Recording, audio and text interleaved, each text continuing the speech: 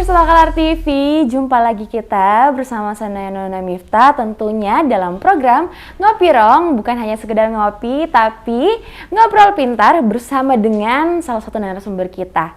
Nah, pemirsa Takalar TV, tahu nggak sih kalau di Kabupaten Takalar itu luas wilayahnya kurang lebih 566 km persegi. Tentunya kalau kita bayangkan dari ujung Tanah Polong Bangkeng sampai dengan Mangara Bombang, berapakah jumlah penduduk? Pasti pemirsa Takalar TV tidak bisa menghitung dan pusing akan memikirkan berapa jumlah penduduk di Kabupaten Takalar. Dan spesialnya pada hari ini kita akan mendapatkan informasi dengan ngobrol pintar bersama dengan narasumber kita yang telah hadir di sebelah kanan saya. Ada Ibu Ari. Assalamualaikum Mbak. Waalaikumsalam. Saya disalam duluan sama Ibu. Bagaimana kabarnya Ibu? Alhamdulillah sehat. Mbak Nona sehat? Alhamdulillah. Syukur ya, Mbak. Ya, jadi Ibu ini merupakan Kepala BPS Kabupaten Takalar. Sudah sejak tahun 2 tahun lalu, Mbak. Oh, tahun lalu di tanggal Takalar. 19 April tahun 2021 saya pindah ke Takalar. Nah, Bu, Ibu sudah berapa lama sih di Sulawesi Selatan sendiri untuk di bidang BPS ini? Di BPS ya, Mbak ya. Saya itu bergabung di BPS tahun 1994, Mbak. 94. Pada saat itu ya. Setelah selesai kuliah, waktu itu kemudian pas ada pendaftaran di BPS, saya bergabung di BPS 94. Nah, itu penempatan pertama saya di BPS Provinsi, Mbak. Pada saat itu di BPS Provinsi sampai tahun 98. 98 saya dipromosi jadi kepala seksi di BPS Goa. 1 tahun di sana, ditarik lagi menjadi kepala seksi di BPS Provinsi. Kemudian di tahun 2020, alhamdulillah sudah rezeki, sudah tertulis di kitab hidup saya. Itu dipromosi menjadi kepala BPS di Kota Parepare. Tahun 2010 sampai tahun 2017. 2017 saya bulan 6 September saya dilantik menjadi kepala BPS Kota Makassar. Ya. Nah, untuk di Takalar itu saya dilantik tanggal 19 April tahun 2021. Iya, alhamdulillah sudah sekitar 11 tahun ya, Mbak ya? Ya, itu Iya, itu. 12. Berarti sudah selama 12 tahun Ibu memimpin BPS di berbagai kota kabupaten di Sulawesi Selatan. Luar biasa sekali Ibu ini ya, Masya Allah. Nah, Bu, kalau kita bisa tahu semua terkait dengan BPS itu, sebenarnya dalam lingkup BPS ada berapa sih bidang-bidangnya atau ruang lingkupnya, Bu? Seperti itu mungkin. Siap.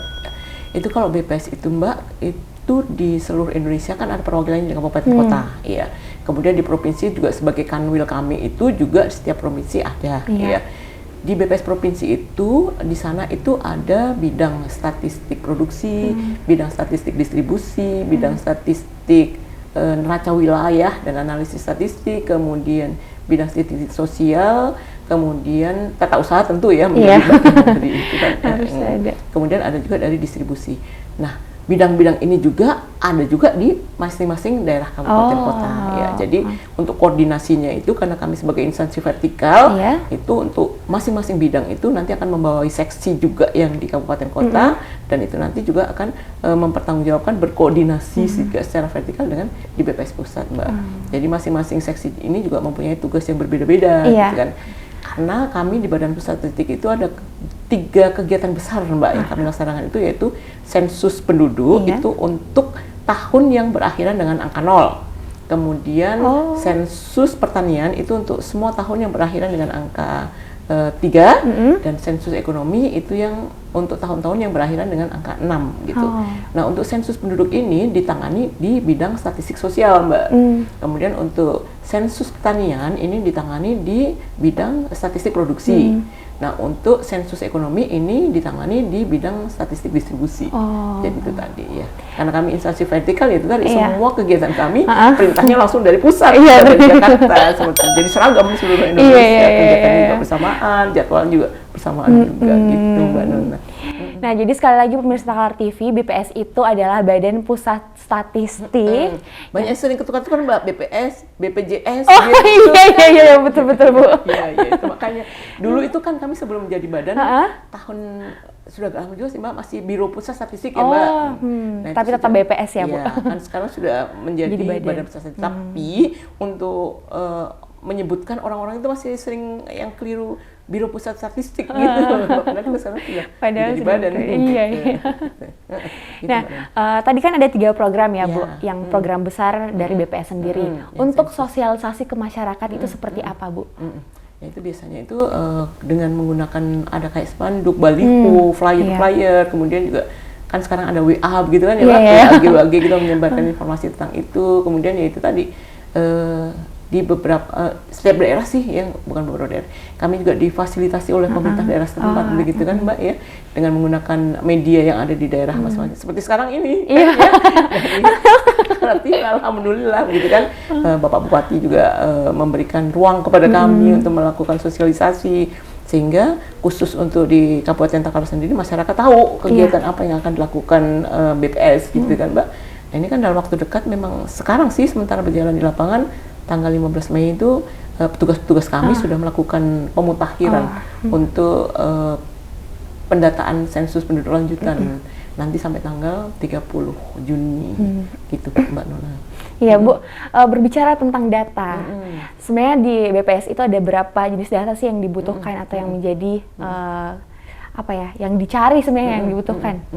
Banyak sih Mbak, kalau BPS itu ya banyak data yang kami kumpulkan, tetapi itu tadi sifatnya makro, sehingga tidak by name by address gitu kan Mbak. Ya data penduduk, kemudian data tentang penduduk itu ada tentang kemiskinannya, kemudian tentang ketenaga kerjaannya, penganggurannya, kesehatannya, disabilitas penduduknya, begitu kan Mbak. Kemudian kalau yang selain penduduk itu juga kami mengumpulkan data yang terkait dengan kondisi pertanian juga Mbak, gitu kan. Ada itu kegiatan seperti ubinan, itu yang dari seksi statistik produksi yang memang dilakukan nanti pada saat musim panen, setiap subronnya itu kemudian data tentang PDRB, pertumbuhan ekonomi, itu juga kami kumpulkan gitu Mbak, dan seksinya masing-masing. Nah Bu, kayaknya pemirsa Takalar TV bukan kayaknya lagi, tapi pasti pemirsa Takalar TV mau tahu berapa jumlah penduduk yang ada di Kabupaten Takalar, Ibu. Mbak, iya. Jadi untuk data BPS itu yang tersedia adalah 1 tahun sebelumnya ya Mbak Nona, bukan di tahun berjalannya ya. Jadi kalau Mbak Nona menanyakan sekarang, sehingga data yang kami sampaikan adalah data tahun 2021 ya.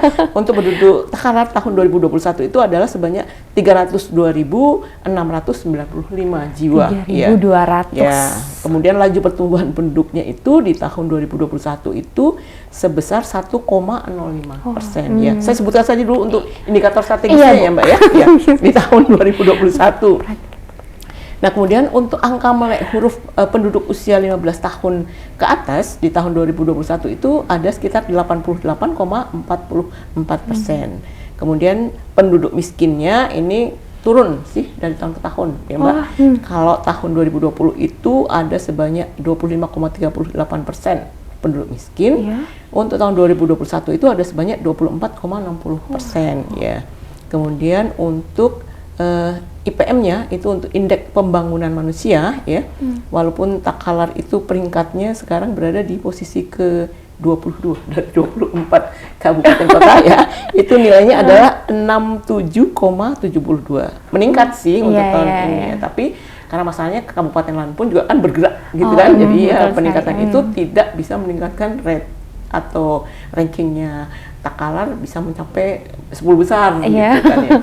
Karena untuk meningkatkan angka IPM itu butuh waktu lama gitu kan, karena di situ ada juga angka partisipasi sekolahnya, kemudian ada juga daya belinya, sehingga perlu intervensi dari instansi-instansi terkait di masing-masing daerah supaya bisa meningkatkan terus untuk angka IPM-nya gitu. Nah, untuk laju pertumbuhan ekonominya di tahun 2021 itu sebesar 5,05%.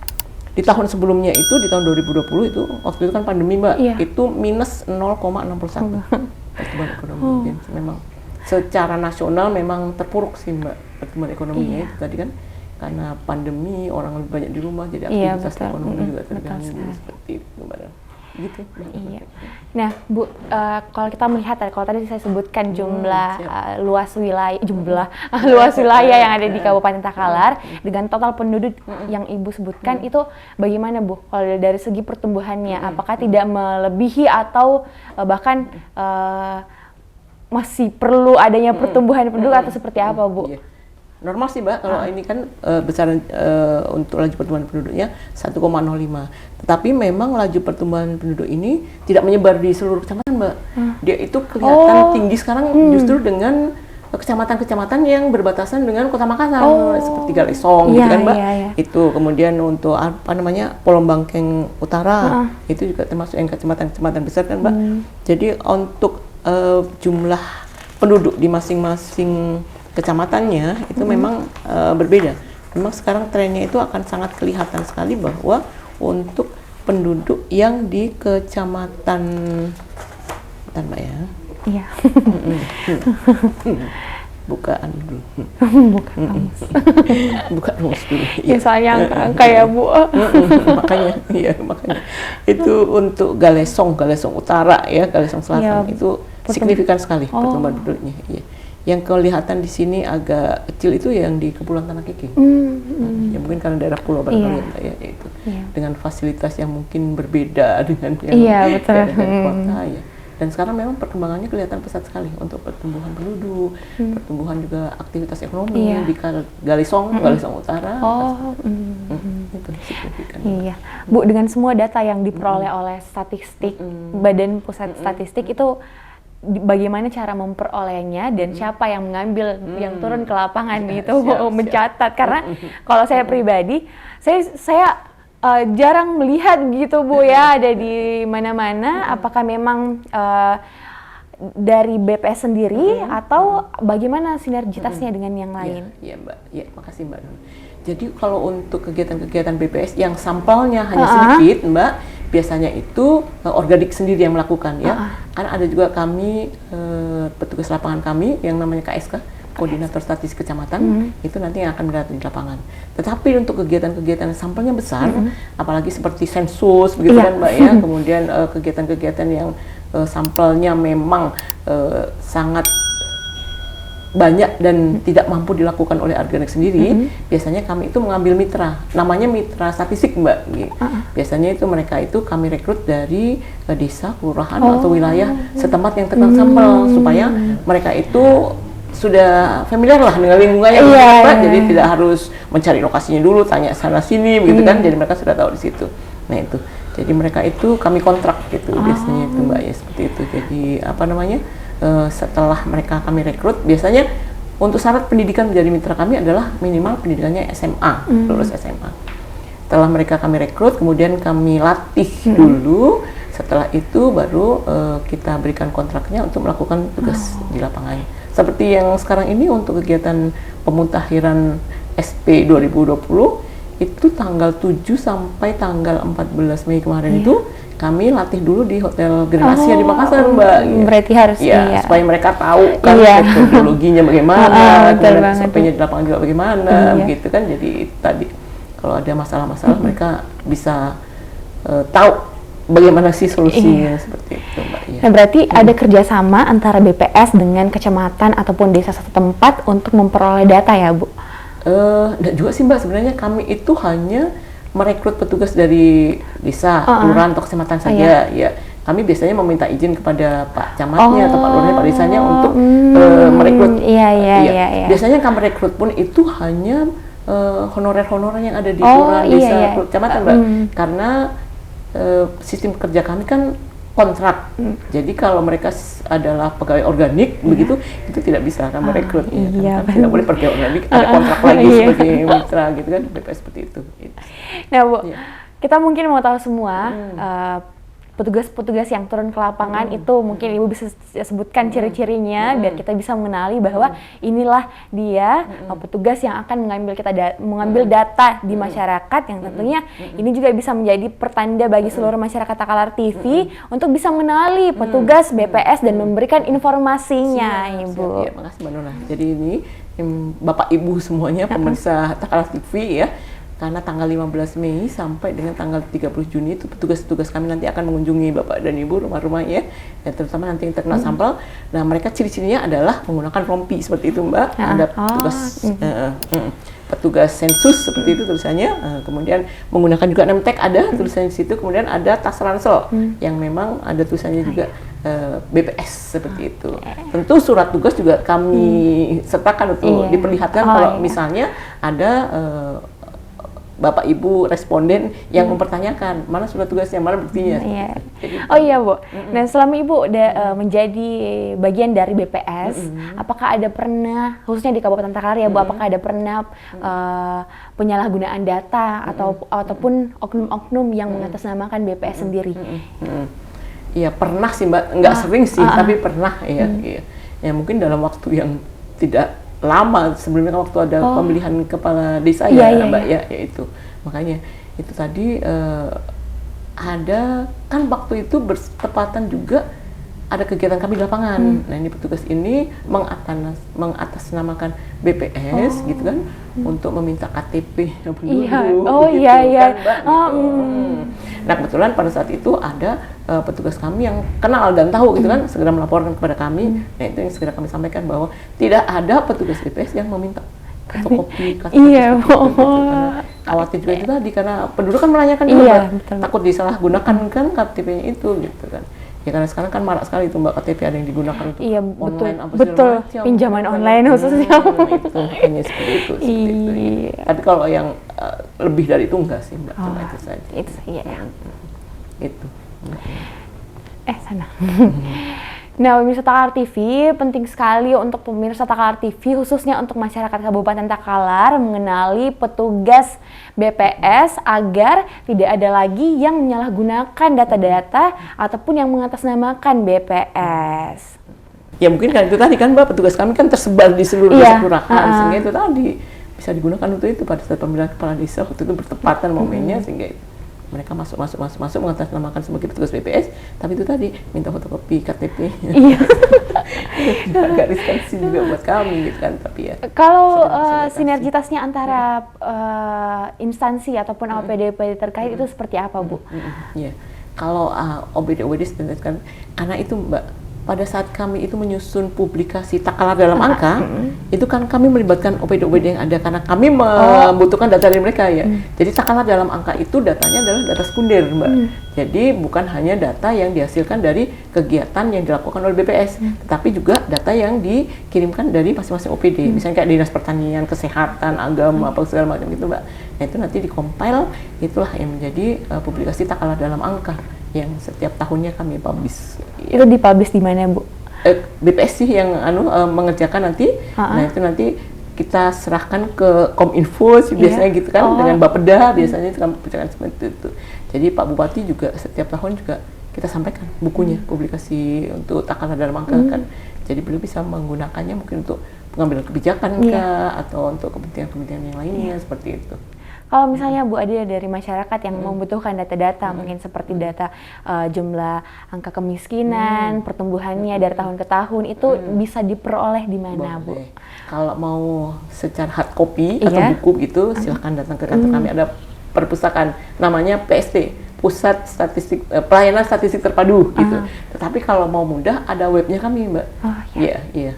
takalarkap.bps.go.id, silahkan nanti dikunjungi. Di situ ada semuanya untuk publikasi-publikasi kami. Jadi silahkan dipilih data apa yang diinginkan, data penduduk kah, data tentang pertanian kah, berarti semua gitu ada di situ dan secara makro kita masyarakat Takalar bisa mengakses secara makro ya Mbak, karena kami instansi BPS tidak diperkenankan untuk menyampaikan data mikro gitu. Berarti Bu dari sejak tahun berapa di publikasinya itu? Sejak tahun berapa? Misalnya kayak apakah 5 tahun terakhir pertumbuhannya atau dari 5 tahun terakhir ya. 5 tahun terakhir ya. Nah Bu, sebagai Kepala BPS Kabupaten Takalar, apa sih harapannya Ibu untuk BPS itu sendiri dan khususnya untuk pertumbuhan dan juga peningkatan yang ada di Kabupaten Takalar? Ya siap Mbak Nona. Ya mungkin saya secara pribadisasi sih Mbak ya, karena merasa kami ini instansi vertikal, kemudian saya kadang-kadang merasa sebagai kok kayak bukan anak kandung lah gitu kan ya. Jadi kadang-kadang agak membatasi diri juga gitu kan. Tapi itu tadi pada dasarnya kami BPS itu siap untuk bersinergi dengan dinas-dinas di Kabupaten Takalar pada khususnya, kemudian kami juga siap untuk bersama-sama untuk berkontribusi Kabupaten Takalar untuk Takalar yang lebih maju gitu kan Mbak. Dan harapan kami selama ini kami sudah diberikan ruang oleh Pak Bupati, kemudian Takalar TV juga sudah sangat mensupport kami untuk melakukan sosialisasi. Kami terima kasih sekali. Ya mudah-mudahan ini bisa terus terjalin sehingga nanti betul-betul apa yang menjadi harapan Pak Bupati dan kita semuanya di Takalar menjadi Takalar lebih baik bisa kita wujudkan bersama-sama. Dan yang paling penting kami dari BPS sangat berharap pada saat kami melakukan pendataan di lapangan yang menjadi responden itu betul-betul bisa memberikan data yang sesuai dengan kondisi sebenarnya Mbak. Karena itulah nanti yang akan digunakan sebagai pengambilan kebijakan pemerintah daerah setempat kan Mbak. Nanti kalau data yang mereka berikan itu tidak sesuai dengan kondisi di lapangan, kebijakan itu akan tidak tepat sasaran. Betul sekali Bu. Itu harapan. Jadi kalau ada petugas kami terima dengan baik, berikan data sesuai dengan kondisi sebenarnya. Pemirsa Takalar TV, seru sekali perbincangan kita bersama dengan Kepala Badan Pusat Statistik Kabupaten Takalar. Ibu Ari, terima kasih banyak atas waktu dan juga kesempatannya yang hari ini telah memberikan informasi dan juga pengetahuan yang baru bagi kita semua terkait dengan Badan Pusat Statistik di Kabupaten Takalar itu sendiri. Dan pemirsa Takalar TV, untuk informasi seputar Kabupaten Takalar dapat Anda saksikan hanya melalui channel YouTube Takalar TV, yang dimana Takalar TV sebagai media diseminasi di bawah naungan Dinas Kominfo Komunikasi dan Informatika Kabupaten Takalar. Saya Nana Miftah pamit undur diri, sampai jumpa pada Ngopirong selanjutnya. Takalar TV, Bajikna Takalar.